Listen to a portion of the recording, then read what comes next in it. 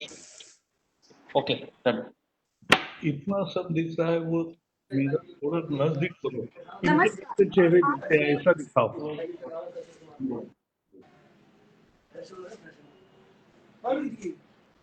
आज के हमारे इस माई एनईपी कंपटीशन के लाइव सेशन में मैं महामेधा नागर माई एनईपी कंपटीशन की राष्ट्रीय सह संयोजिका आप सभी का स्वागत करती हूं और सबसे ज्यादा मैं अभिनंदन करना चाहूंगी हमारे आपको आता आज है के क्या? मुख्य श्री प्रकाश जावड़ेकर जी, जो आज हमारे बीच में इस लाइव सेशन में हमारे ऐसे लाखों लोगों को संबोधित करने के लिए हमेशा हमारे देखो के माध्यम से हमसे जुड़ गए ये हैं। सब आने का जरूरत नहीं है, मेरा चेहरा आना चाहिए।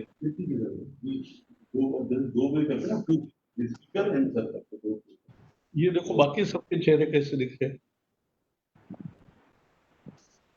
अरे दिखाओ ना, ये भी इसका नया तरीका है, इसको आता नहीं, ऐसा होता है तो नहीं है तो दूसरा लाओ।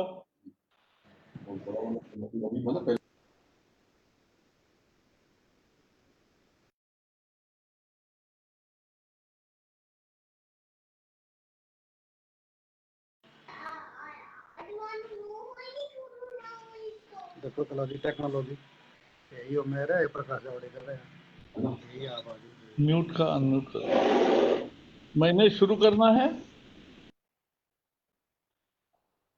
अरे मैंने शुरू करना है क्या?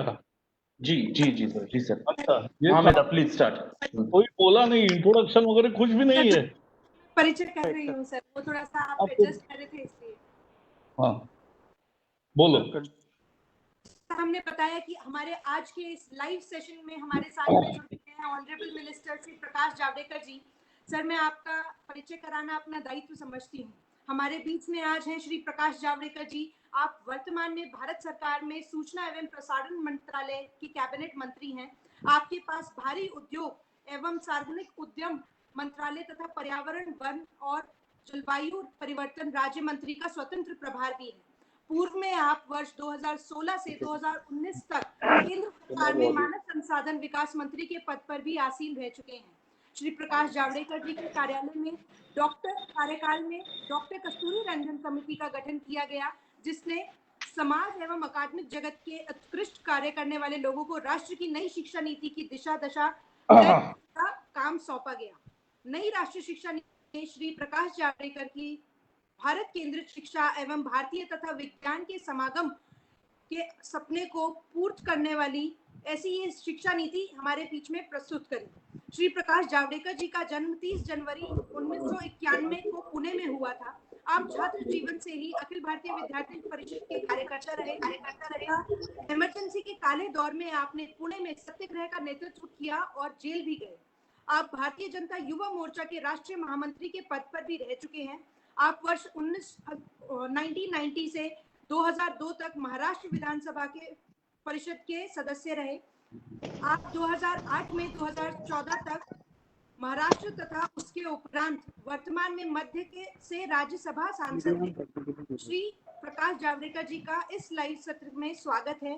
राष्ट्रीय शिक्षा नीति पर उनके प्रमुख शिल्पकारों से सुनना अवश्य ही एक ज्ञानवर्धक एवं प्रेरक अनुभव रहेगा। आज के हमारे इस लाइव सेशन में सर मैं पुनः आपका बहुत बहुत स्वागत करती हूँ और आग्रह करती हूँ कि आज हमारे बीच में जितने भी दर्शक जुड़े हैं आप उनको संबोधित करें। Over to you sir. सबको बहुत बहुत नमस्कार। मुझे खुशी है कि सबको म्यूट करो, कौन है? अरे मैं अनम्यूट हूँ क्या? हेलो, यस अनम्यूट है प्रकाश। मैं अनम्यूट हूँ लेकिन सबको करो। अरे बाकी लोगों को म्यूट करो।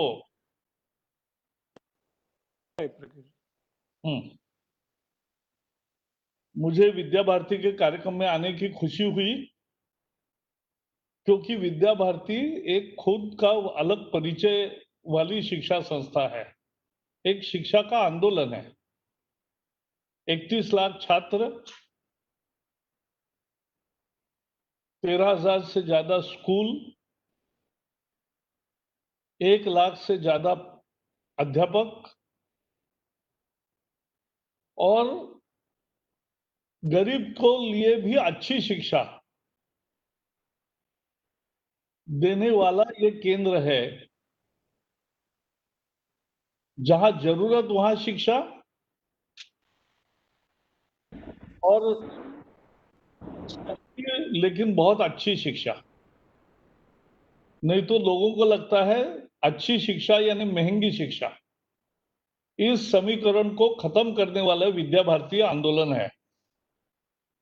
इसलिए विद्या भारती के कार्यक्रम में आने की मुझे खुशी है। मैंने जब एक शिविर लिया था, विषय था फिजिकल एजुकेशन। फिजिकल एजुकेशन सभी स्टूडेंट्स को कैसे मिले, तो उसकी जब चर्चा शुरू हो रही थी तो बाकी सब जगह चर्चा ये होने लगी कि अगर स्कूल में 1 घंटा फिजिकल एजुकेशन देना है तो कितने फिजिकल टीचर्स लगेंगे। विद्या भारती ने कहा हमारे सारे 1 लाख शिक्षक फिजिकल एजुकेशन का भी प्रशिक्षण लिया है और 31 लाख छात्रों को हम रोज 1 घंटा खेल कूद के लिए देते हैं। तो जो बाकी बड़ी बड़ी संस्था जिनका नाम है वो नहीं कर पाते, वो विद्या भारती कर पाती है। इसलिए विद्या भारती का महत्व है। और ये विद्या भारती आज पिछले अनेक दिनों से 25 तारीख से आपने एनईपी की कंपटीशन शुरू की है, इसका मुझे अच्छा लगा, क्योंकि शिक्षा नीति देश की एक महत्वपूर्ण नीति होती है।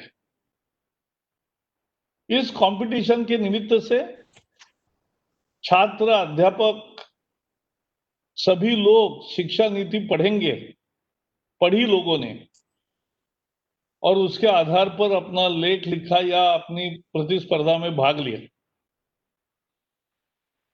यह बेहद महत्वपूर्ण है। इस उपक्रम के लिए भी मैं बधाई देता हूं। ये सबसे एक बड़ा डेमोक्रेटिक एक्सरसाइज हुआ। किसी एक पॉलिसी के लिए 6 साल लगातार कंसल्टेशन हुआ, ये एक Guinness book of world record में डालने जैसा एक महत्वपूर्ण विशेषता इस पॉलिसी की है।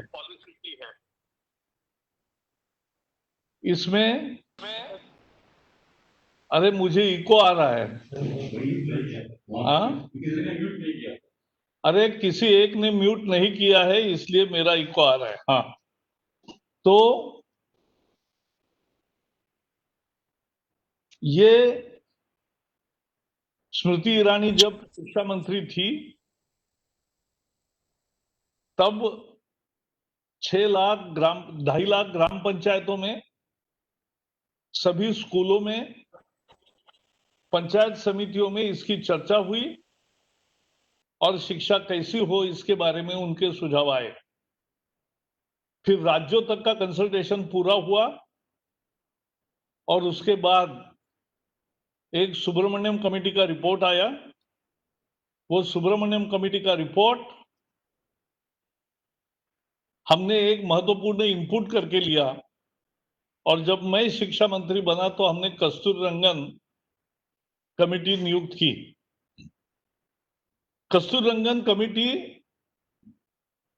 जब इस सरकार का, पहले सरकार का अंतिम दिन था, तब कस्तूररंगन जी ने मुझे ये नीति का नीति दे दिया, सबमिट किया।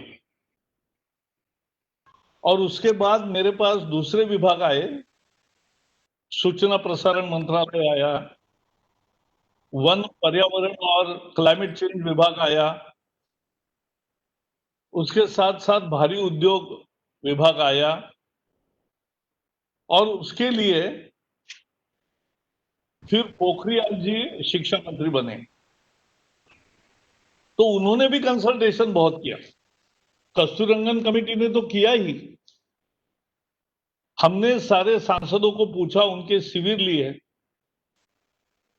और उसके बाद कस्तूररंगन कमेटी ने किया, और उसके साथ साथ सिस्टम के आने के बाद भी ये किया है। अरे एडमिन कौन है आपके इस कार्यक्रम का? एडमिन, अरे कौन संचालन कर रहा है? Sir, it is in the process, sir. Don't worry. No, why you are not muting everybody? Sir, we have muted everyone, but Then somehow. how there can be why? So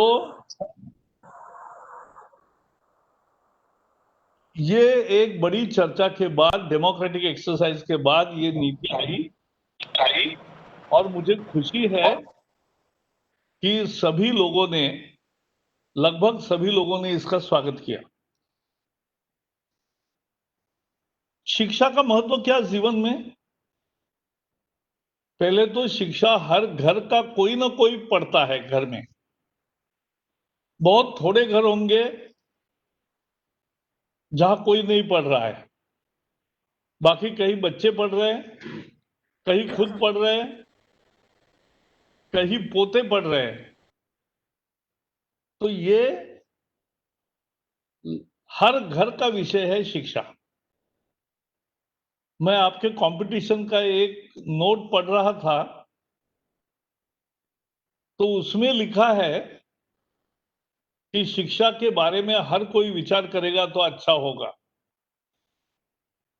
मैं तो मानता हूं, विश्वास है मेरा, कि जब शिक्षा ये चुनाव का मुद्दा बनेगा, बनना चाहिए,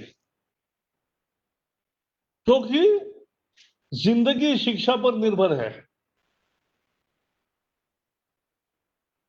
जिंदगी शिक्षा पर निर्भर है, और एम्पावरमेंट का नाम है शिक्षा। शिक्षा में you want this in English और हिंदी? हिंदी हिंदी प्रकाश, हाँ, Hindi no, because many names I was seeing, they were all South Indian, so I thought, They are conveners from all across the nation. okay. So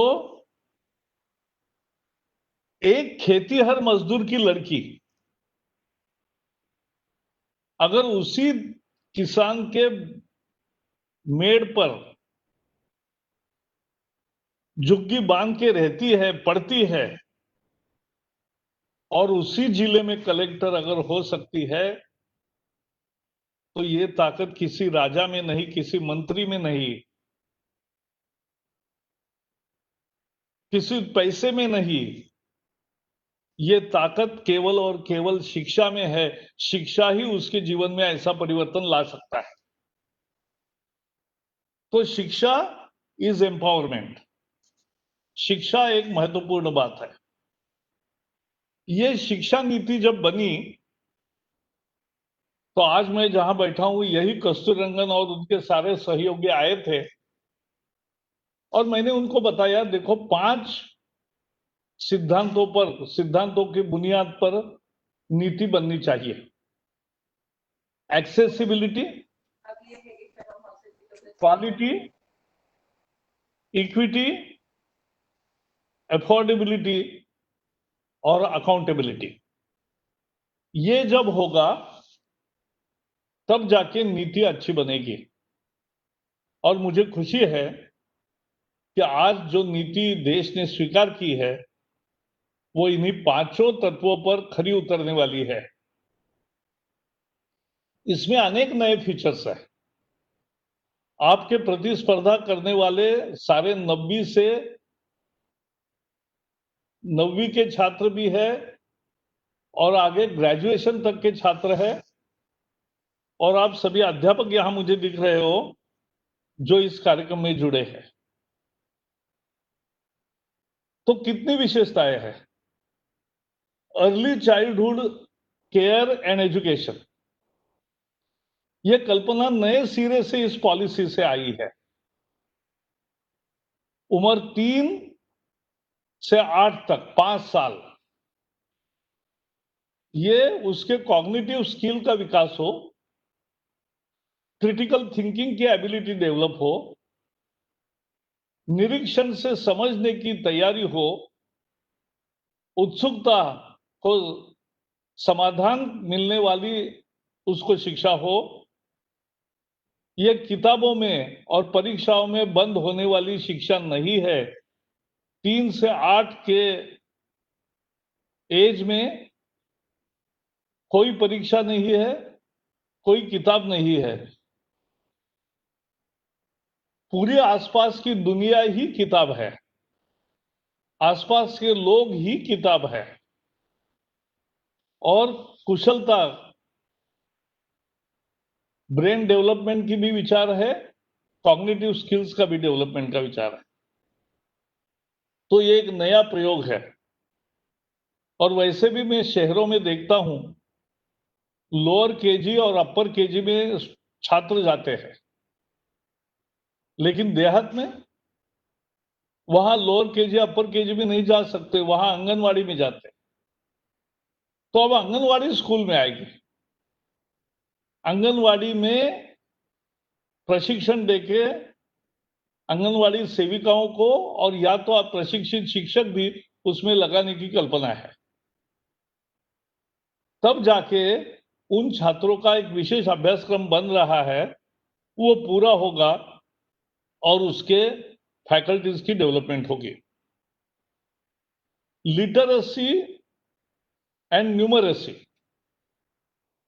अंकों की पहचान, अंकों की जान पहचान और साक्षरता, ये मूल मुद्दे हैं। और साक्षरता में केवल लिखना पढ़ना ऐसा नहीं है, अच्छी तरह से लिखना, अनेक भाषा का आत्मसात करना, अच्छी तरह से पढ़ना, अच्छी तरह से पढ़ने के लिए समझना जरूरी है, कॉम्प्रिहेंशन एंड देन कम्युनिकेशन, ये मूल मुद्दे होते हैं, यही शिक्षा है। तो बिना समझ के रट लगा के पढ़ने में कोई पढ़ाई नहीं होती। समझकर जो सीखते हैं वो पढ़ते हैं। और इसलिए एक नया, अभी 10+2 ये 12वीं तक का पैटर्न था, लेकिन अब बदल गया है 5+3+3+4। 5 साल पहले कॉग्निटिव स्किल्स के, बिना किताब के, बिना नोटबुक के, 3 साल मूलभूत पढ़ाई के, 3 साल विषयों को समझने के, फिर 3 साल विषय का वोकेशनल ट्रेनिंग भी शुरू होगा, और फिर 9वीं से विषयों का चॉइस भी मिलेगा, फ्लेक्सिबिलिटी भी मिलेगी। ये शिक्षा की कल्पना है। भाषा, मातृभाषा का प्रोत्साहन होगा। मातृभाषा में पहले 5 वर्ष तक शिक्षा मिले, ये जरूरत है, लेकिन बाकी भाषाओं का अनादर नहीं है। भारत के संविधान में जितनी भी भाषाएं हैं, उसमें से कोई भी 2, 3, 4 भाषा सीखनी चाहिए, ये आग्रह है। इक्विटी के लिए जेंडर इंक्लूजन फंड है, स्पेशल एजुकेशन जोन है गरीब डिसएडवांटेज समूह के लिए। टीचर एक मुख्य घटक है, तो टीचर के लिए 4 ईयर इंटीग्रेटेड बीएड डिग्री का है। कुछ नौकरी नहीं मिली इसलिए अध्यापक होना यह सही नहीं है।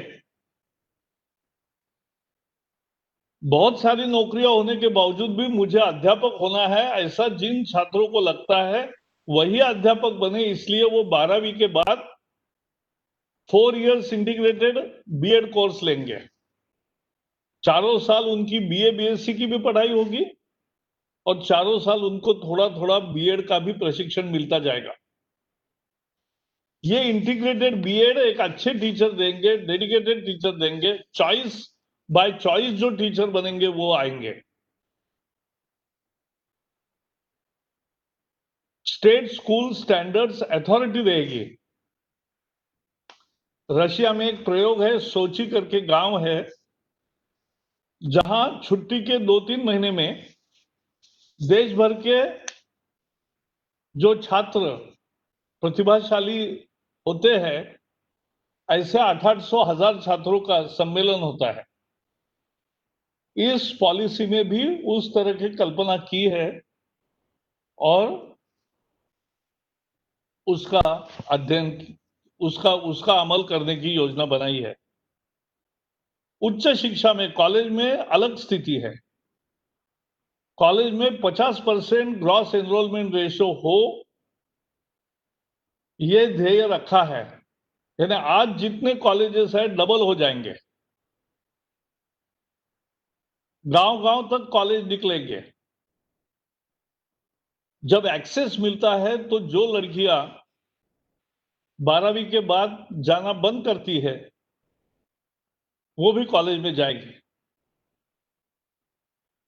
और इसलिए शिक्षा आपके द्वार तक, ये उसका अर्थ है।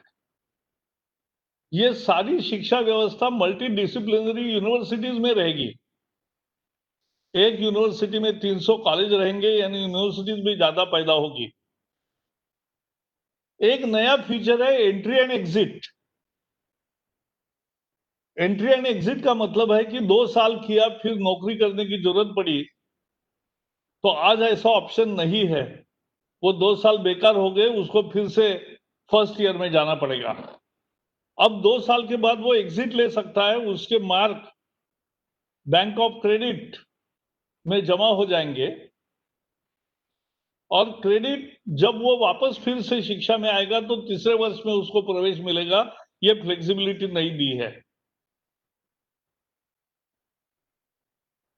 मूलतः उच्च शिक्षा में रिसर्च, शोध और अनुसंधान को ज्यादा बल दिया है। उस बल के आधार पर नेशनल रिसर्च फाउंडेशन तैयार किया है। इनोवेशन है, और आपने देखा है आपके भी विद्या भारती के अनेक स्कूलों में अटल टिंकरिंग लैब है। तो अटल टिंकरिंग लैब से लेकर जो शोध की यात्रा शुरू होती है वो हैकेथॉन होकर ग्रैंड चैलेंज तक चलती है और मूल शिक्षा में भी वो आती है। हायर एजुकेशन कमीशन रहेगा, एआईसीटी, यूजीसी उसी का हिस्सा होंगे, नैक भी उसी का हिस्सा होगा।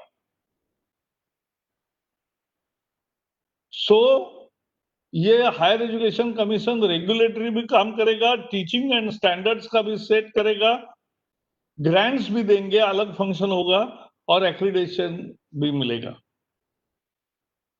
एक ग्रेडेड ऑटोनॉमी का हमने नया प्रयोग शुरू किया।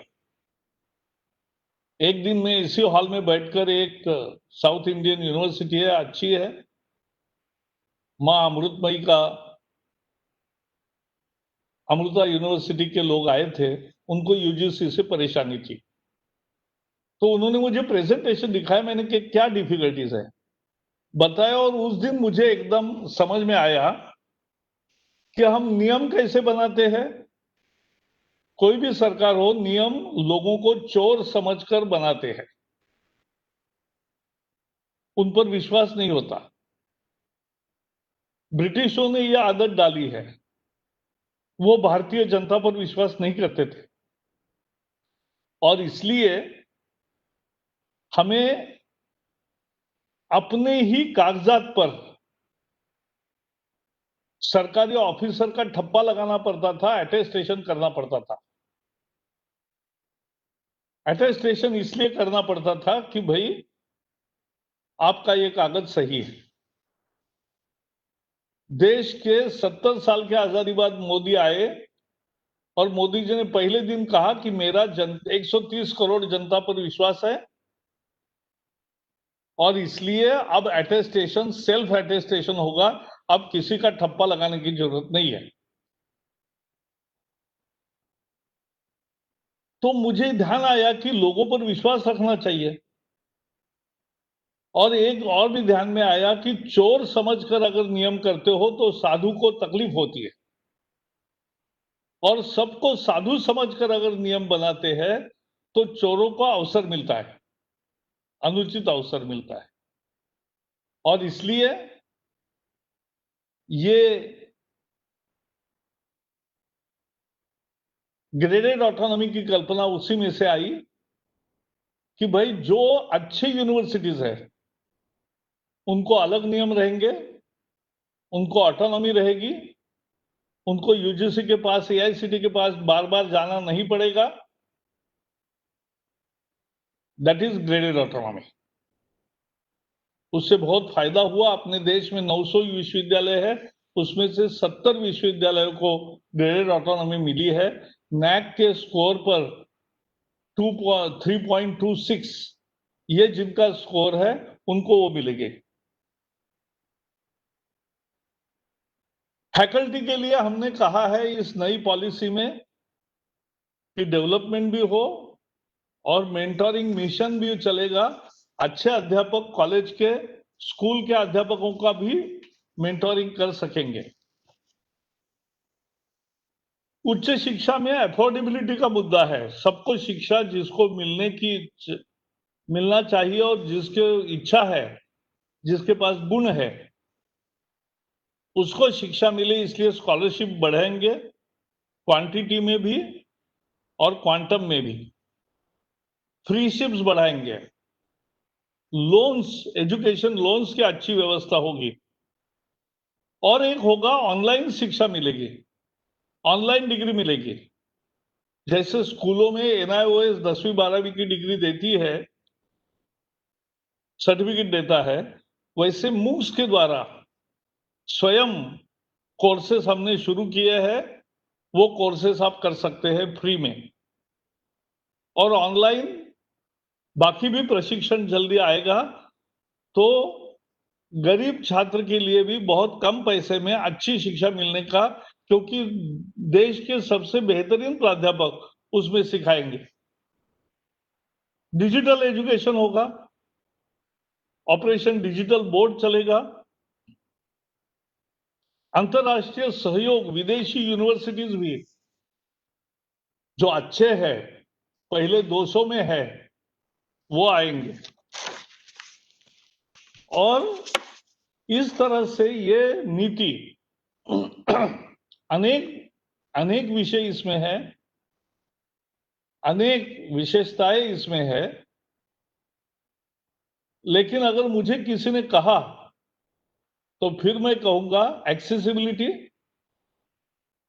प्राथमिक शिक्षा में 100% एक भी ड्रॉप आउट न रहे, एक भी बाहर न रहे स्कूल के, और कॉलेज में 50% ग्रॉस एनरोलमेंट रेशो, आधे कॉलेज और एक कॉलेज के जगह 2 कॉलेज होंगे। अच्छी शिक्षा मिलेगी, डेडिकेटेड टीचर्स होंगे, कॉलेज के शिक्षकों का भी प्रशिक्षण बदस्तूर लगातार जारी रहेगा, ये है। तो इस तरह से ये बहुत महत्वपूर्ण आयाम है। मुझे इसके लिए बहुत खुशी है कि आज विद्या भारती ने यह कार्यक्रम किया, ये प्रतिस्पर्धा की। आप सबको बहुत बहुत धन्यवाद और आपको बधाई फिर से एक बार मैं देता हूं। जय हिंद।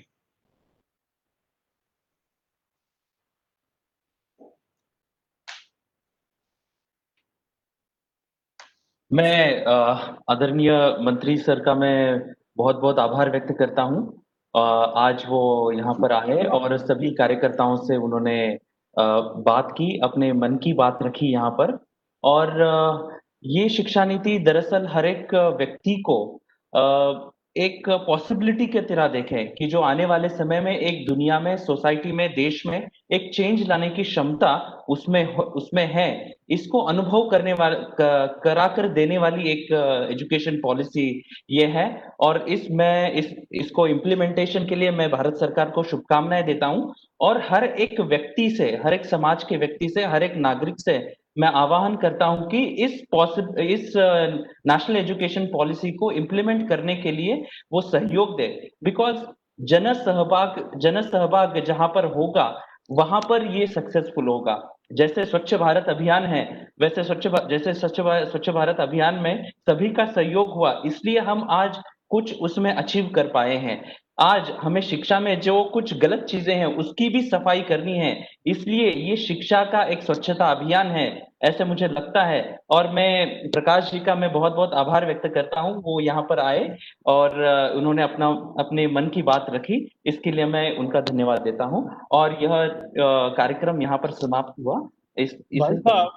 भाई साहब मुझे एक करे कि कार्यक्रम के बाद अपने कार्यक्रम में कितने लोग जुड़े थे, YouTube